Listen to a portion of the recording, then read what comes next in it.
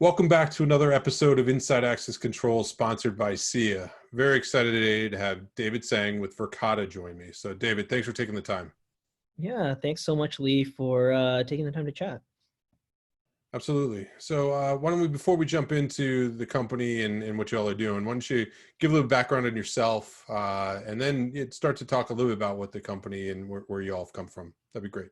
Yeah, sure thing. So, I've always had a background in sort of emerging technology. So I started off as an engineer when mobile devices were becoming, very popular. And so that was very interesting to me.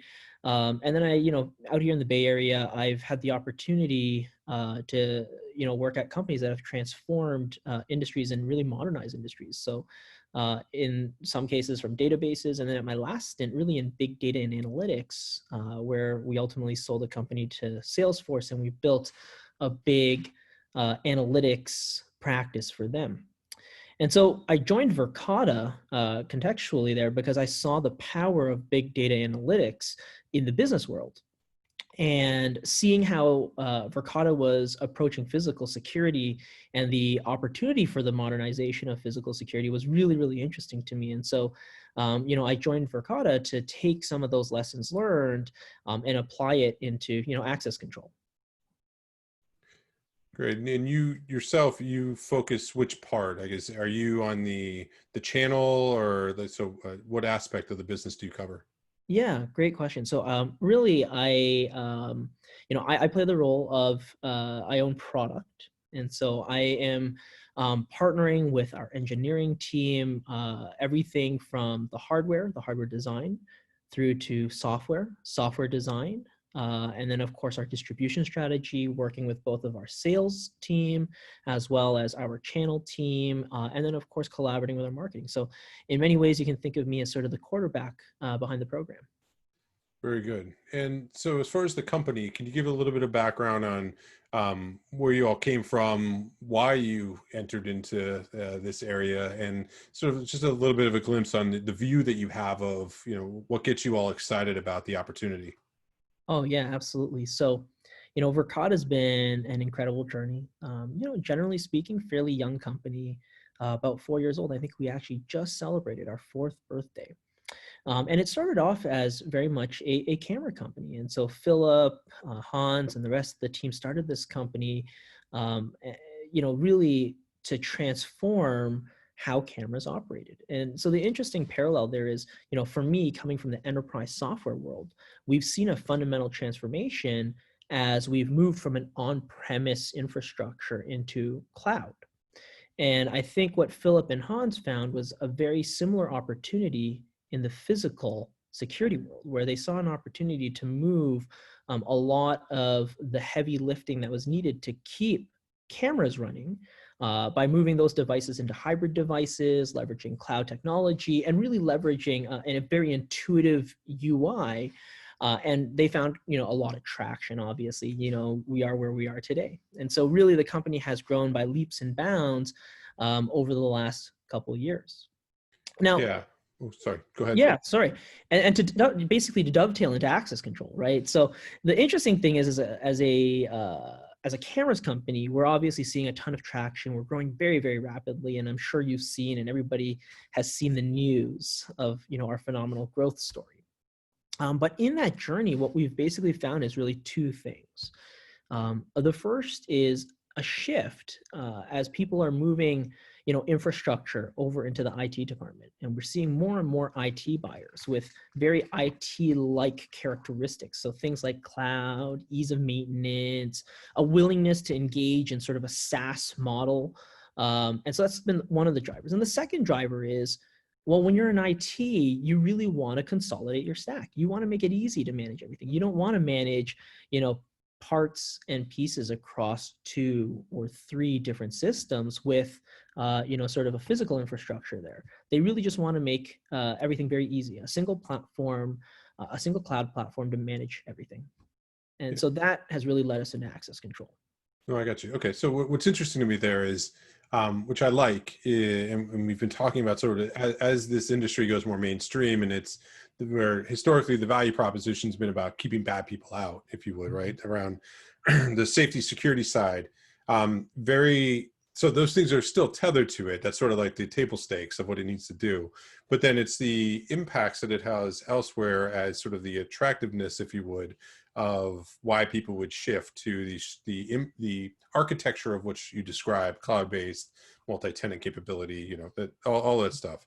I guess let me ask you though, because so like that those ideas, if you would, they've been around. I mean, like the cloud based. I mean, I think it's since like 1990. There's been some systems, but I guess Yeah. what is how do you view your approach being so different that you're seeing this exceptional growth and adoption that you have versus say what has been around for a while? Yeah, I think that's a great question. So certainly I think I'd like to start by saying, when we look into the marketplace, and certainly when we've gone out and talked to our customers, even though cloud has been around for a really, really long time, the adoption hasn't quite been there, right? And it's the adoption of it in the physical security space is something that I think has popped up over the last maybe 3 years or so, right? So there's certainly acceleration in those trends, and I'll point to a quick fact, which is, in the analyst reports, plus or minus, what we're seeing is access control is growing 6 to 8% a year, which is reasonable. But if we look at access control as a service, it's growing, that subsegment of the market is growing almost 30% a year, right? And so there's definitely secular macro trends where just everybody is moving into the cloud infrastructure, and it's accelerating over the last couple of years. So that's the first point. Now, how do we do this? We make it incredibly easy. And we are maniacally focused as a product team on making the setup and the maintenance of these systems as easy as possible. And so we're trying to make things as friction-free, both for our partners as well as our customers. And so, that I think bringing almost like a consumer-like experience to the product and simplifying it as much as possible has been, very, very successful. And I think the second angle on that is we really approach things not in isolation. Because we started this as a physical security company with an eye out on all physical security versus just being access control or just being cameras, what we've been able to do is really develop a multi-layer approach to security. And so we're combining that vision with the structured data that we're getting from access control. And I think we're able to deliver something by combining these two things innately in the platform that's very, very unique. And certainly our customers have been telling us so. Yeah, no, and I can see it. I mean, part of what intrigues me about you all is, um, amongst other things, one of the areas is you coming from, call it the IT networking side, right? So like that stuff is, I know it's not easy, but you've got that sort of ingrained into your ethos of an organization of how those things work. Like you didn't have to bring that talent in. That talent existed from before of what you've done, and you've brought in the other part. So that's interesting to me. The other part is and you just said it. So the vision around what you're doing, and I don't want to put words in your mouth, but go with me. We've been calling it the sort of, we're moving to where access control is a feature of a much larger value proposition, and it's really around this idea about a building operating system Mm-hmm. to where it happens to be anchored on security, sure, but it's around data visualization, actionable data, responsive technology. And I believe the new stakeholder being the end user now is involved, where before most of the systems that were in place were about admins and the installer, and you all are taking a customer centric approach around the end user from the usability and they seem to be at the center of what you're saying. So do all of those things kind of ring true when you look at the vision, or where am I missing? No, I think you nailed it, Lee. I think we've got a number of job openings, but no, I mean, I think, yeah, I think you really nailed that, right? I think what we've found is with cameras, you kind of have eyes all over the building. And when we think of it, we can almost think of that building as a living organism, right? And more, that's what we're seeing. And so what we're seeing is we've got the cloud infrastructure, which is the brain. and it's connecting everything. It's gathering data from everywhere. We've got sensors, really smart cameras with edge analytics that are, sort of the eyes, and they're paying attention to everything, and they can alert us to really interesting security events, crowds, a person of interest, right? All sorts of interesting things. But now what we're really taking a step into is building out, sort of, you will, the muscular and the skeletal system, where we see, the access control, the bones of the building, right? Really, how are we moving it? How are we actually physically manipulating that building so that we can kick off a lockdown? So in the event that we do see, a person of interest or somebody suspicious at that front door, or we do see a crowd, gathering because, there may be a suspicious protest or something, we're able now to really take action on that building and lock it down. And so you nailed it exactly. And as we look forward, we also anticipate adding all sorts of different kinds of sensors so that we can get other kinds of data to then, intelligently control that building and intelligently control the environment of our customers. Yeah, no, I love it. I mean, the vision, the dream has always been to have buildings sort of be alive, if you would, and they respond to the people that are there versus like every time you go there, it's the first time I've ever been there.